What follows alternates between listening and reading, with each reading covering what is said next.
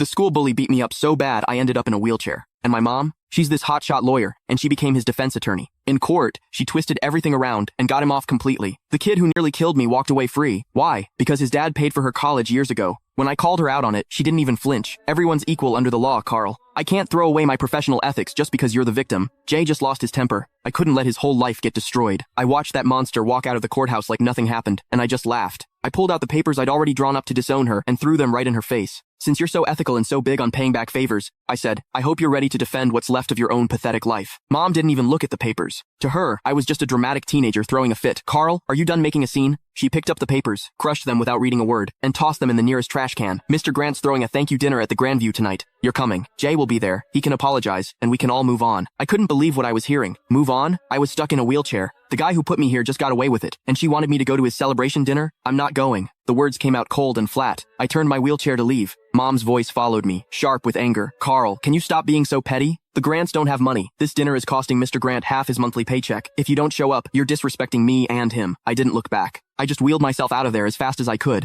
getting away from that suffocating courthouse. Outside, the bright sun made me dizzy. Dad's car was parked at the curb. He saw me and rushed over, looking nervous and worried. Carl, what happened? Did they convict him? Looking at this man, who's been a doormat his whole life, I felt completely helpless. He got off. Not guilty. Dad just stood there with his mouth hanging open. How could? Your mom said it was just a formality. She said she'd get Jay a suspended sentence at most. How did he get acquitted? I laughed bitterly. Dad, your wife is a star lawyer. When she wants someone to walk, they walk, even if that person broke her own son's leg. Dad wrung his hands, clearly stressed. But she must have her reasons. That Mr. Grant guy really did help her. Stop. I cut him off. Take me to the hospital. I'm not going home. Dad hesitated, glancing back at the courthouse. Well, your mom just texted. She says we need to go straight to the Grandview. She said if we don't show, she'll cancel my credit card. I looked at him, 50 years old, and he lives like a dog. Mom controls every penny. He doesn't even dare talk back to her. Then you go. I pulled out my phone and called a wheelchair-accessible Uber. I'll get there myself. Carl, don't do this. Dad reached for me, but I pushed his hand away. Dad, if you still think of me as your son, don't go to that dinner. If you go, don't bother visiting me again. The car showed up. The driver helped me in. Through the window, I saw Dad standing on the sidewalk, torn.